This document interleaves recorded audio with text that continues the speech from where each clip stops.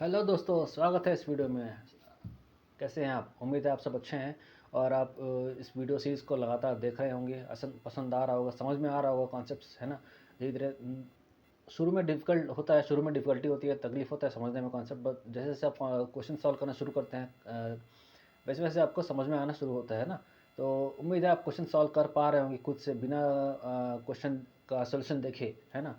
तो यही इस वीडियो में आने का मकसद था कि आप खुद से कैपेबल हो पाएँ क्वेश्चन सॉल्व करने के। आप सारे क्वेश्चन कॉन्सेप्ट को समझ पाएँ, समझ कर उस क्वेश्चन को सॉल्व कर पाएँ। यही इस वीडियो सीरीज़ का मेन मकसद है ना।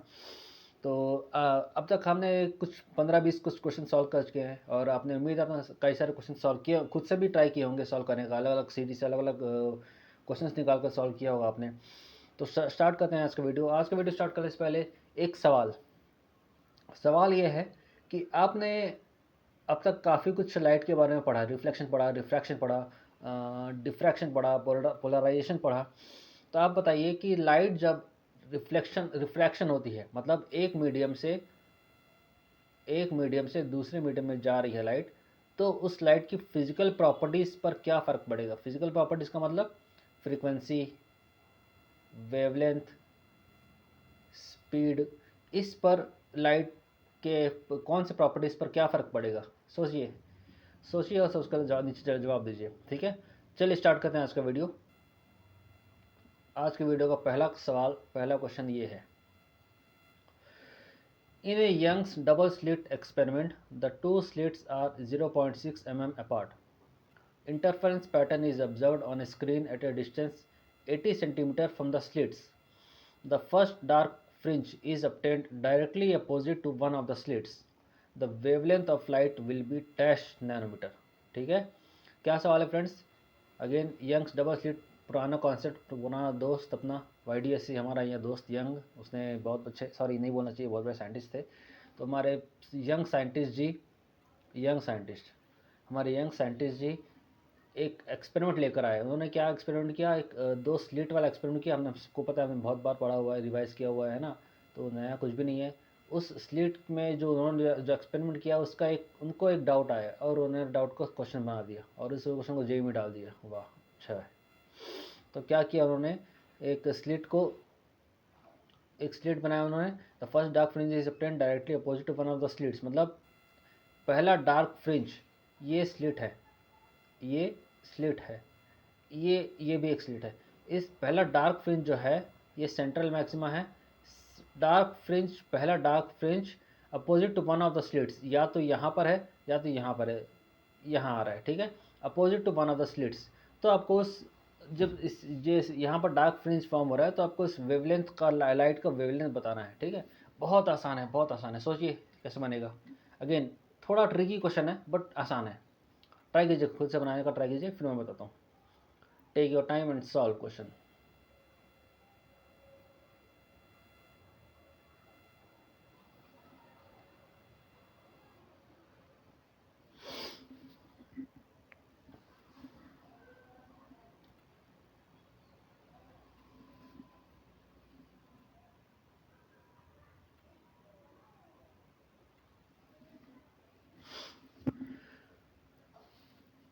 बन रहा है आपसे? ट्राई कीजिए, बनाएं, और नहीं बनता है तो इस वीडियो को पॉज कीजिए, पॉज करके फिर बनाने की कोशिश कीजिए। तब तक हम आगे बढ़ते हैं इस वीडियो में, ठीक है।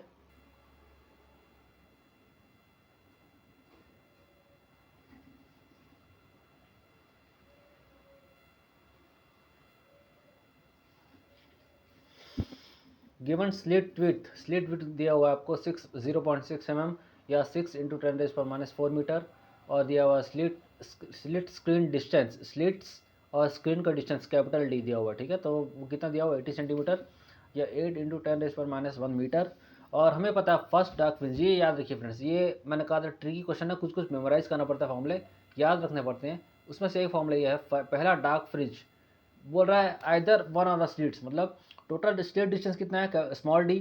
तो हाफ एक स्लिट का डिस्टेंस सेंटर से कितना होगा, ऊपर या नीचे, D/2 होगा। ऊपर D/2, नीचे D/2, total distance small D हो गया, ठीक है। तो डार्क फ्रिंज ऊपर आए या नीचे आए, डिस्टेंस तो D/2 ही रहेगा, पर उसका फ्रिंज विड्थ क्या कहलाता है, फिर क्या होता है? पहले डार्क फ्रिंज का फ्रिंज विड्थ होता है λD/2D। ये आपको याद होना चाहिए फ्रेंड्स। अगर ये याद नहीं है तो आप क्वेश्चन सॉल्व नहीं कर पाएंगे। तो कुछ नहीं, अगर आपको इतना सॉल्व कर पा रहे हैं आप, तो आप बस पुट कर दीजिए values. Lambda is equal to 2 cancel हो गया, डी स्क्वायर अपॉन डी आ गया, lambda is equal to small D square upon capital D. तो ये इसका वैल्यू पुट कर दीजिए, लैम्डा डी की वैल्यू कितनी है, 6 इंटू 10⁻⁴ का स्क्वायर अपॉन 8 इंटू 10⁻1 का 1, ठीक है। सॉल्व करेंगे तो आएगा 450 इंटू 10⁻9 मीटर, या 10 का पावर -9 को हमने क्या कहते हैं, नैनो। तो 450 नैनोमीटर इज द आंसर, ठीक है।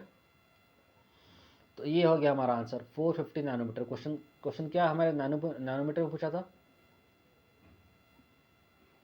लाइट विल बी नैनोमीटर, तो 9 लाइट का आंसर आ गया नैनोमीटर में, दिस 450 नैनोमीटर। आगे बढ़ते हैं नेक्स्ट क्वेश्चन। अगर एक लेंस को 4 टुकड़ों में डिवाइड कर दिया जाए तो पावर ऑफ द लेंस क्या होता है। Very simple, very conceptual. देखिए दिख रहा है आपको, एक लेंस दिया हुआ है, सबसे पहले इस लेंस को बीच से आधा किया इस लेंस को, और फिर उस ऊपर वाले लेंस को वर्टिकल एक्सिस से आधा कर दिया, ठीक है। Very conceptual friends. ये बहुत आपका कॉन्सेप्ट को छान दिया इस क्वेश्चन ने, बारीकियाँ निकाल दी इस क्वेश्चन ने आपकी कॉन्सेप्ट की, ठीक है। तो क्या कॉन्सेप्ट के साथ, बहुत सिंपल है। अगर चलिए काम कीजिए, ट्राई कीजिए, फिर हम बताते हैं।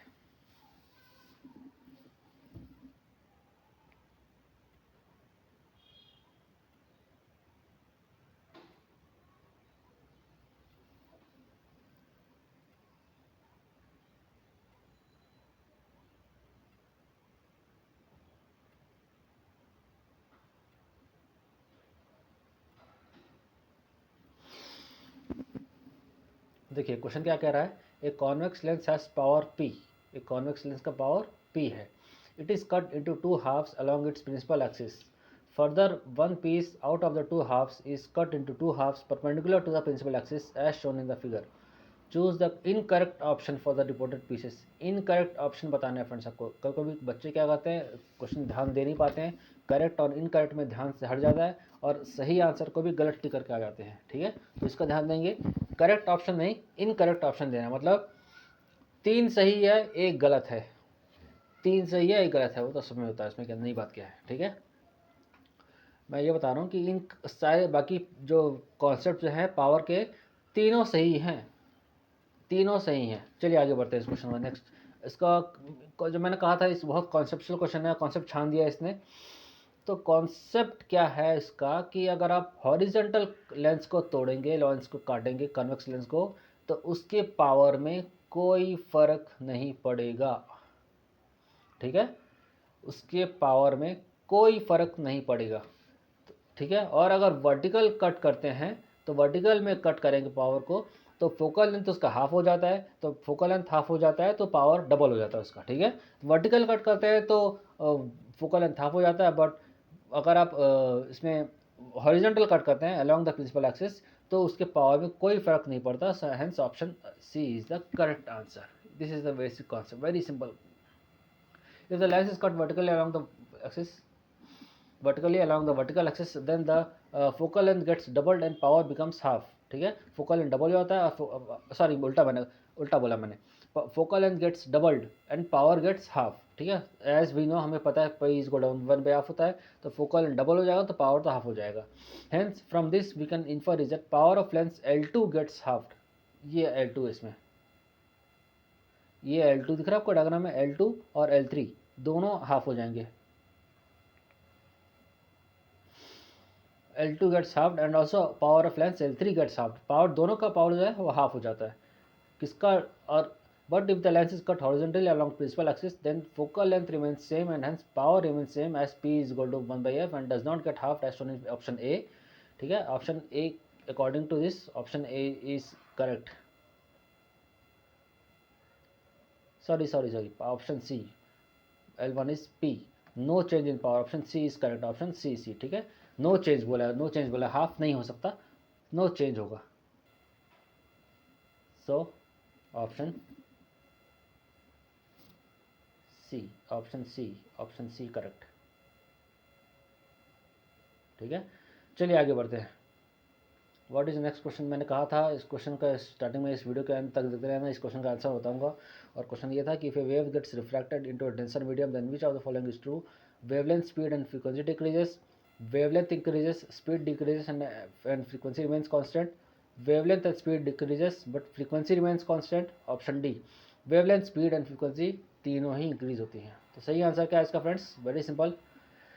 हमें पता है, ऑलवेज रिमेंबर, ये वेरी वेरी इंपॉर्टेंट बातें। अगेन हमेशा याद रखिए, फ्रीक्वेंसी में कोई फ़र्क नहीं पड़ता, लाइट चाहे किसी भी फ्रीक्वेंसी में जा रही है, refraction frequency remains constant. Very very important friends, very very important, इसको याद रखिए, इसको भूलना नहीं है, वेरी वेरी इंपॉर्टेंट है, very very important, very very important. Frequency में कोई फ़र्क नहीं पड़ता रिफ्रैक्शन में, ठीक है।